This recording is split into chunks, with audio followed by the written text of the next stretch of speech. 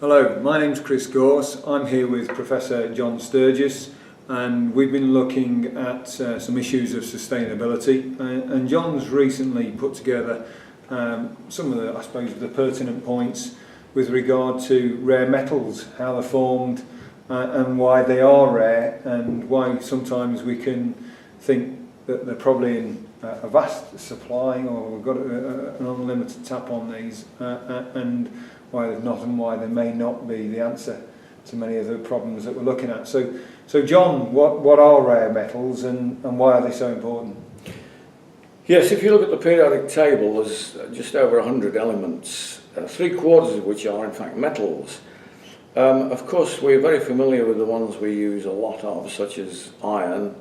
Steel is the most important technological metal. It has been for a long time, and it still is. Others like copper and aluminium and so on, tin, lead, zinc, these are all used in construction. But then you get down to the so-called rare earths and the other minor metals, or minor elements as they're called, things like lanthanum and dysprosium and neodymium. There's a lot of talk at the moment of electrically powered cars. If you have an electric powered car, you need to store electricity to drive the motor. Tesla have just brought out an interesting range of cars that will actually cover 100 or 200 miles in between recharge sessions, and that is a positive step forward. However, they all need a rechargeable battery, and the battery contains a lot of the element lanthanum, quite a few kilograms of lanthanum. So at the moment we make 40 million cars a year. If we start to make 10% of those being electrically powered or rechargeable, that's 4 million cars a year requiring a lanthanum battery. And even if there's only a few kilograms in each battery, that amounts to a large demand for lanthanum each year. Now the question is, these are minor elements or rare elements. Why is that? Well, we have to go back to the whole business of the evolution or production of the elements in stars. You'll probably know that our sun is a fairly young star. The universe as a whole is about 13.5 billion years old. The planet Earth is about 4.5 billion years old, and our sun is a bit older than that.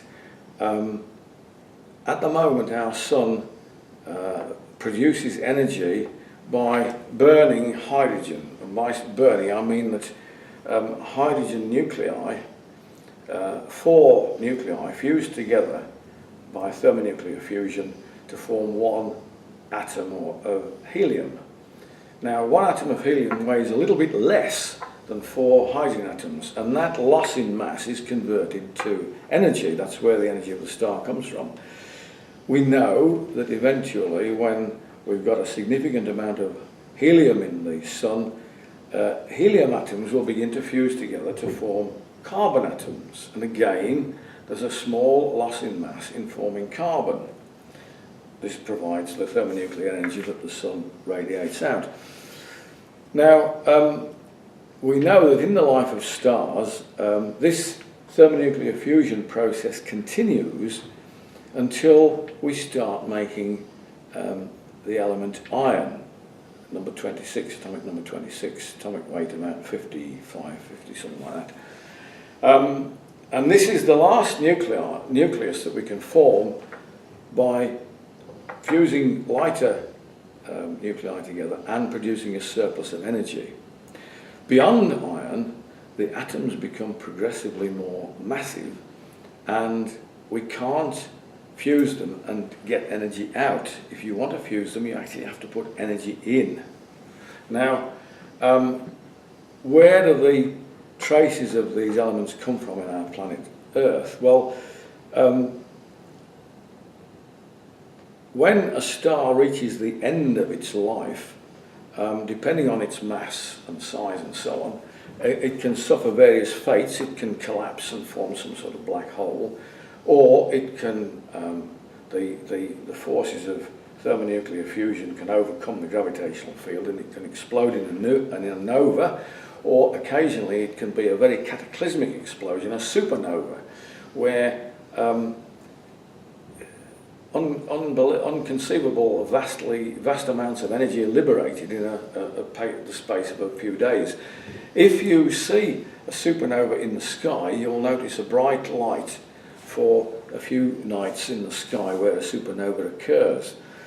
Now, when the supernova explodes, the contents of that star, the mass, get blasted out into space in all directions, and in the few hours that this thing is exploding, the incredibly high levels of energy enable heavier nuclei like iron and those to actually fuse and form even heavier nuclei. But only in this circumstance where there's plenty of energy to put in. We can't get any out by that process. It's a bit like comparing an exothermic and an endothermic chemical reaction, except these are nuclear reactions, and the energies involved are far, far greater than you get in chemical reactions. So what I'm saying is that in our Earth was formed by the accretion of dust and rubbish from various supernova explosions in the past.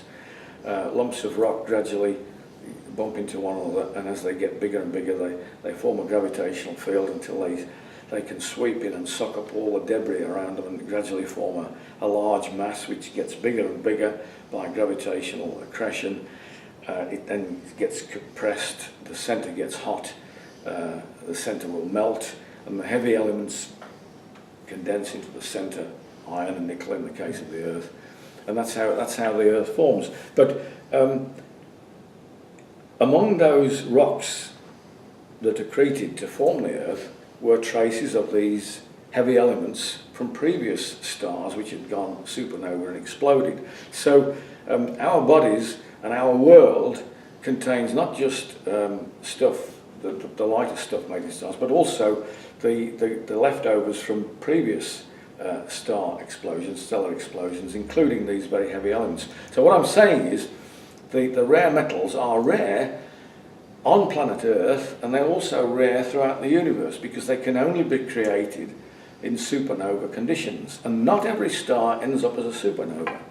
So while we're looking to use things like neodymium and dysprosium in permanent magnets for windmills, wind generating setups which are very successful now, generating a lot of power,